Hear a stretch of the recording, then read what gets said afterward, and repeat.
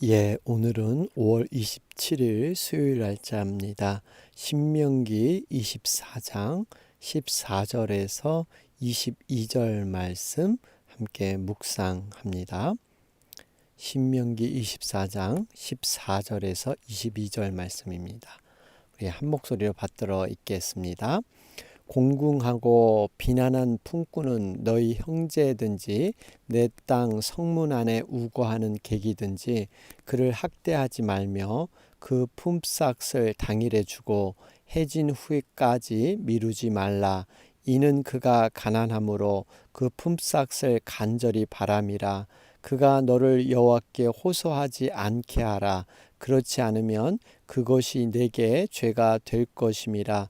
아버지는 그 자식들로 말미암아 죽임을 당하지 않을 것이요 자식들은 그 아버지로 말미암아 죽음을 당하지 않을 것이니 각 사람은 자기 죄로 말미암아 죽임을 당할 것이니라.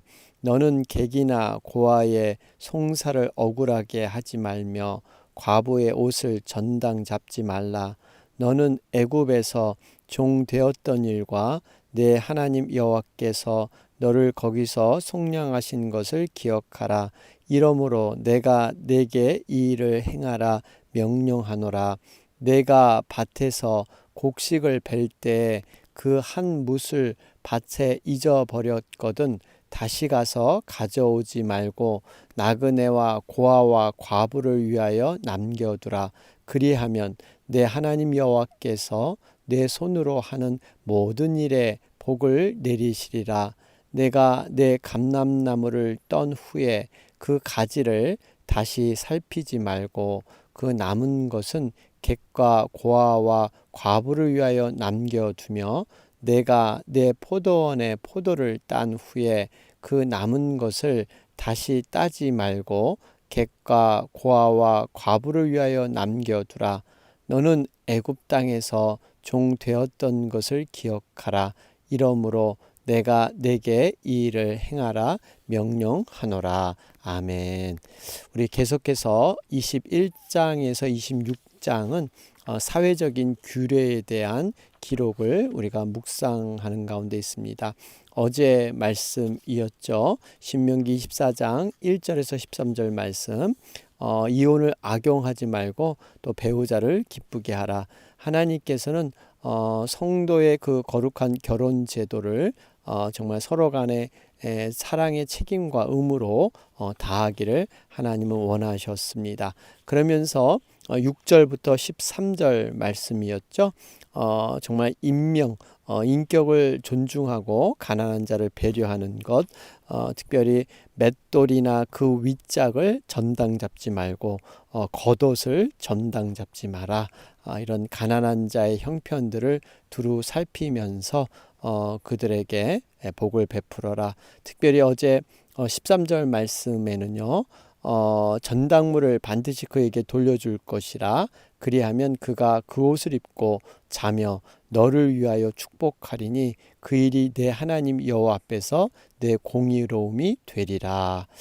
여러분 우리가 정말 가난한 자에게 선을 베풀면 그 선이 그들에게 정말 좋은 아름다운 그런 하나님 앞에의 고백이 되고 그것이 결국 하나님 앞에 공의로움으로 그러한 복으로 이루어질 것이다 말씀하고 있습니다.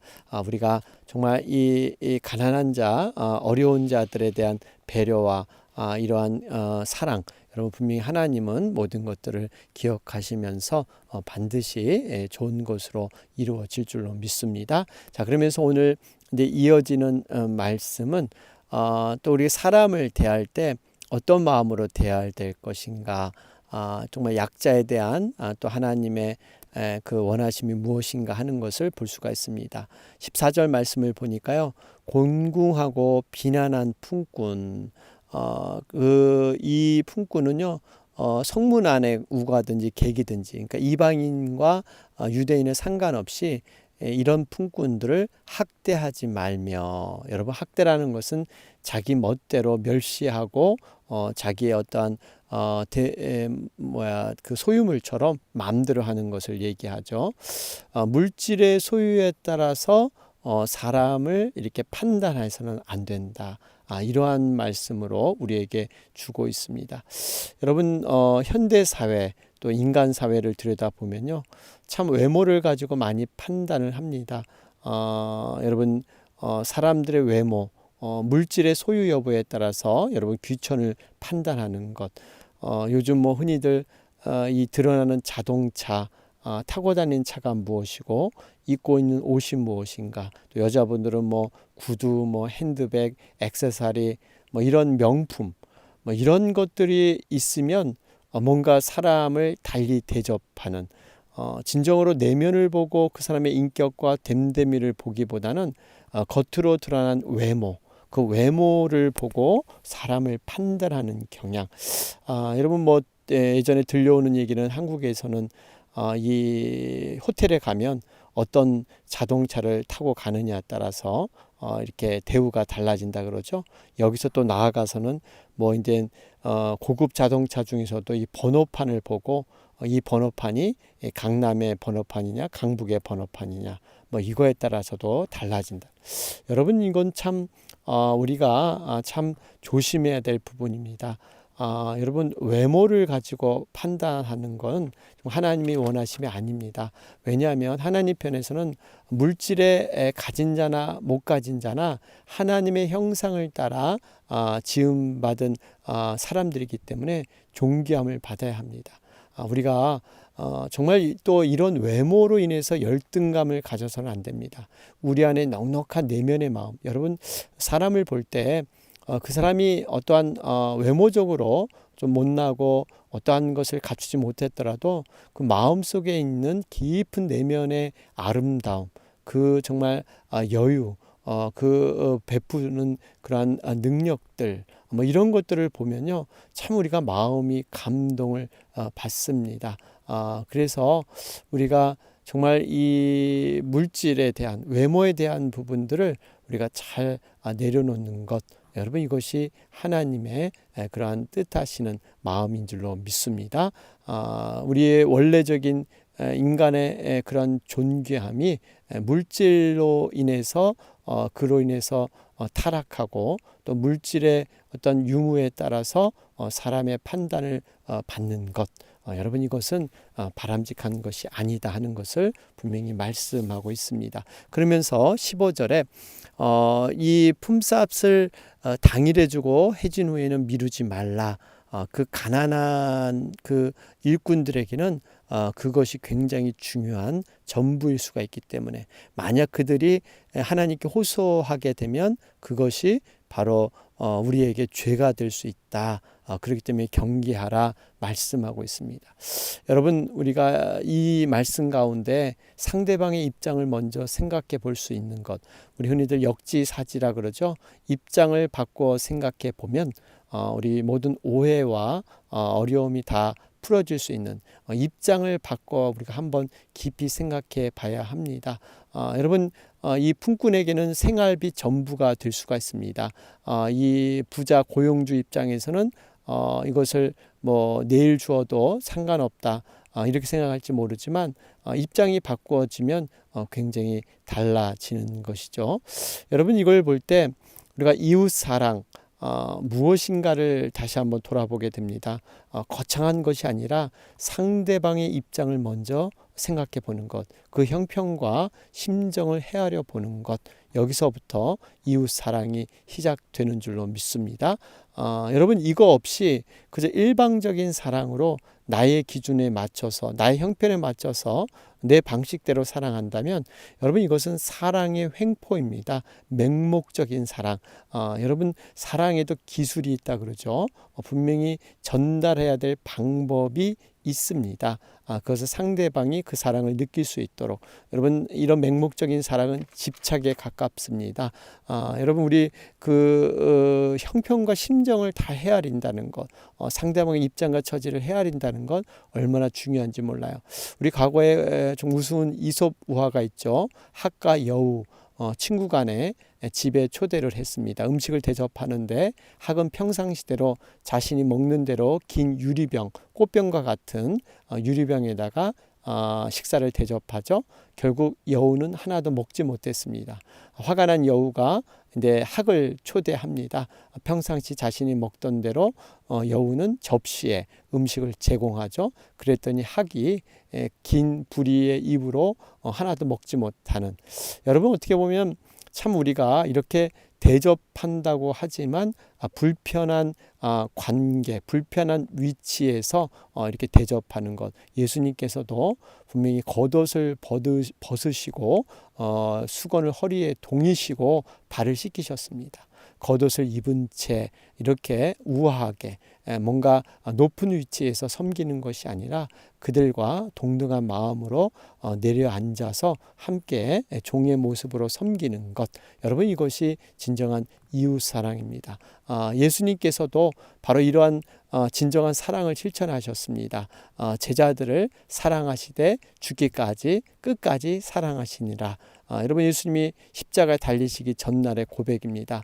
제자들의 연약함도 아셨습니다. 특별히 가룟 유다, 그가 차디찬 배신도 아셨죠.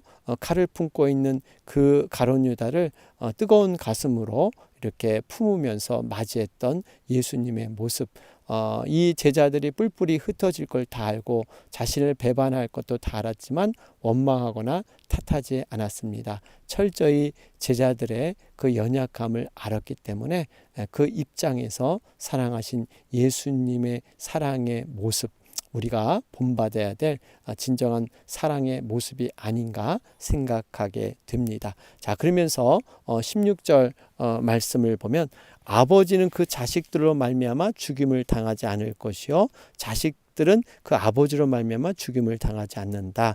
각 사람은 자기 죄로 말미암아 죽임을 당할 것이다. 여러분 우리가 분명한 것은 어떠한 공동체나 혈육으로 인해서 우리의 어떤 신앙이 판단받지 않는다는 겁니다. 우리는 철저히 하나님과 1대1 관계에서 여러분 신앙이라는 것은 성립된다는 거예요. 여러분 물론 출애굽기 20장 우리 5절 6절이죠. 거기에 보면 나를 미워하는 자의 죄를 갚되 아비로부터 아들에게로 3, 4대까지 이르게 하거니와 나를 사랑하고 내 계명을 지키는 자에게는 1000대까지 은혜를 베푸신다. 여러분 이 말씀을 가지고 우리가 많이들 얘기하는데요. 하나님께서 죄 없는 3, 4대를 징계하신다. 그 조상 때문에 이 후손들이 3, 4대 징계를 받는다. 여러분 이것은 어떤 하나님께서 벌 주시고 심판하신다는 의미가 아니라 그 자손들은 조상이 지은 죄의 영향을 받을 수밖에 없기 때문에 그들이 징계당하는 것처럼 표현된 겁니다. 여러분 실제로 성경에 보면 조상의 죄 때문에 후손들이 심판받는 경우는 없죠. 이 북왕국 이스라엘 경우를 봐도요. 여로보암의 자손들은 여로보암의 죄로 인해 심판받은 것처럼 나오지만 사실은 그게 아닙니다. 여로보암을 본받아 그들 스스로 죄를 범하였기 때문에 하나님의 심판을 받게 된 줄로 믿습니다. 그러니까 하나님이 심판한 게 아니라 그들이 스스로 죄의 길을 선택했기 때문에 심판을 받은 겁니다. 그렇듯 우리는 누구나 집단이나 공동체의 관계에서 하나님과 관계되는 게 아니라 1대1 개인적인 관계. 여러분 교회도 마찬가지예요. 여러분 교회 우리가 좋은 공동체 여러 가지 그런 교회들을 찾아 나서는 분들이 많이 계시는데요. 그래서 한국에서는 대형 교회 프로그램이나 시설이 좋고 교육부가 좋고 또 예배를 감격스럽게 드리는 분위기, 또 좋은 말씀이 항상 있고 또 이 소그룹이 이렇게 잘 구성되어 있는 교회. 여러분 이런 믿음의 분위기에 있으면 나도 정말 이런 구원의 확신과 영적 성장이 함께 저절로 이렇게 이루어지지 않을까. 물론 이것이 어느 정도는 좋은 그러한 계기는 될 수가 있죠. 그러나 최종적인 것은 내 믿음이 중요합니다. 나와 하나님과의 관계, 우리가 어떠한 공동체에 속했든지 분위기에 있다든지 이게 중요한 것이 아니라 하나님과의 관계가 너무나 중요합니다. 특별히 우리가 여러분 평생 공급만 받고 내가 은혜를 받고 그것을 누리는 것으로 끝나서는 안 되고요.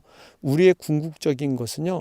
하나님의 은혜를 받는 이유는 은혜를 베풀고 섬기기 위해서 은혜를 받는 겁니다. 여러분 사해와 갈릴리 호수의 차이를 아시잖아요.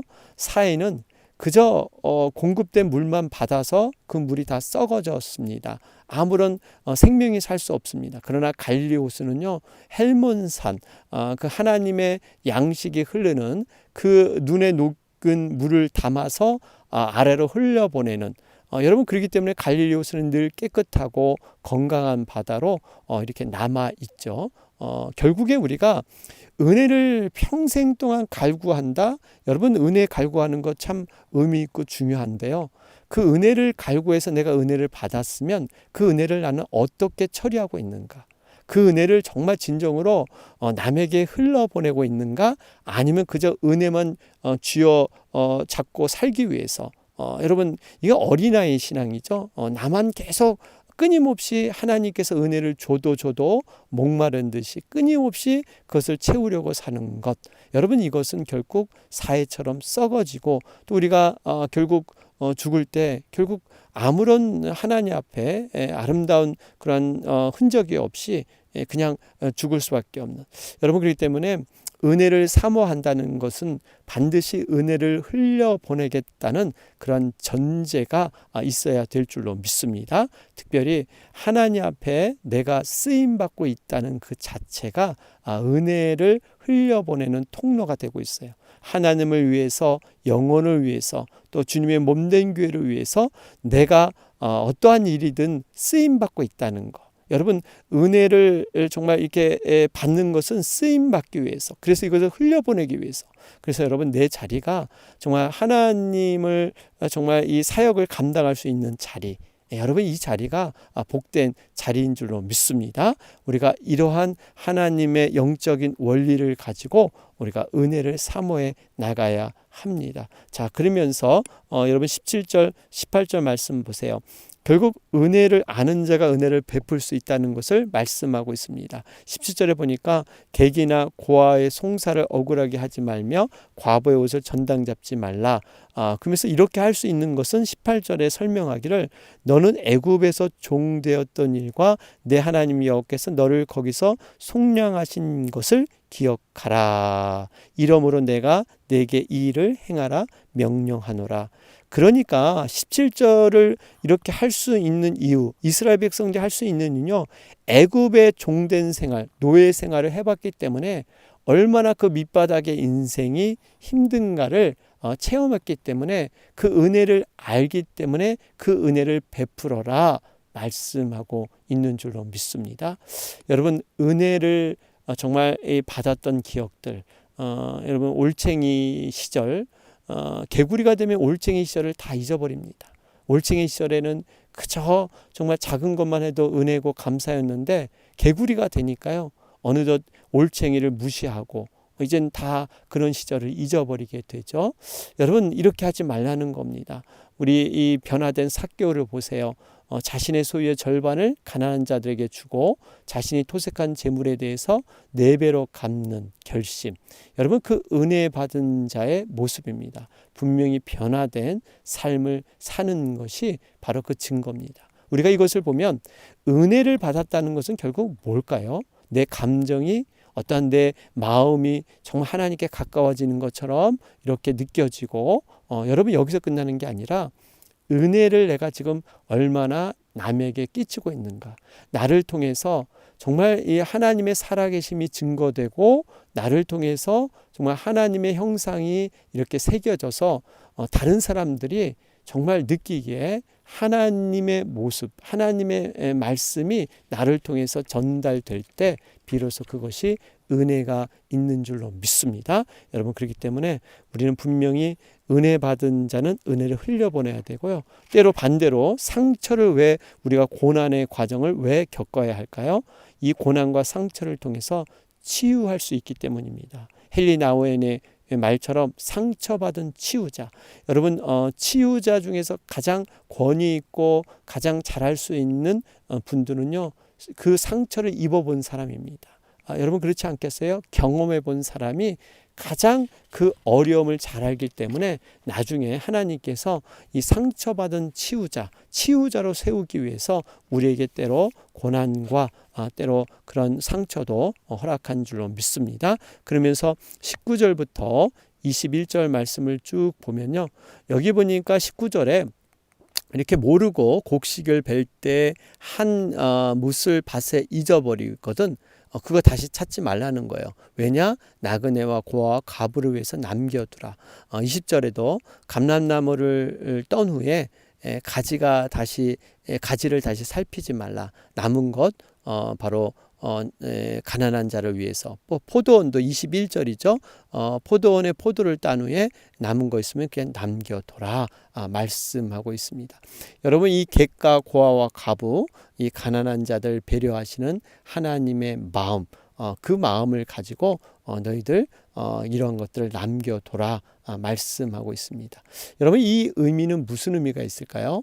우리의 소득 중에는 가난한 자들의 몫이 포함되어 있다는 겁니다. 내가 아무리 열심히 노력하고 수고를 해서 우리가 어떠한 재물을 모으더라도 그 재물 속에는 분명히 하나님 편에선 가난한 자들에게 주어야 될, 하나님 나라와 영혼을 위해서 사용돼야 될 그 몫이 그 안에 포함되어 있다는 것입니다. 여러분 이것을 우리가 인식해야 돼요. 여러분 쌀 한 톨이 이 밥상 위에 올라오기까지 여러분 88번의 과정을 겪는다 그러죠. 그래서 쌀미자라는 그런 한자가 완성이 됐죠. 그러니까 많은 사람들의 수고와 노력을 통해서 이렇게 우리가 밥을 먹게 되는 것. 어떻게 보면 우리가 얻어진 소득은요, 내 자신만의 노력이 아닙니다. 사실 보이지 않는 하나님의 놀라운 그런 도우심과 섭리, 정말 또 여러 주변의 사람들 이런 것이 있었기 때문에 얻어지는 것이지 그냥 얻어지는 게 아니라는 것입니다. 그렇기 때문에 우리는 항상 이러한 하나님의 것, 또 이 가난한 이웃에 대한 것을 우리의 그러한 모든 재물과 소득에서 포함되어 있다 하는 것을 기억해야 될 줄로 믿습니다. 세례 요한은 누가복음 3장 11절에 말합니다.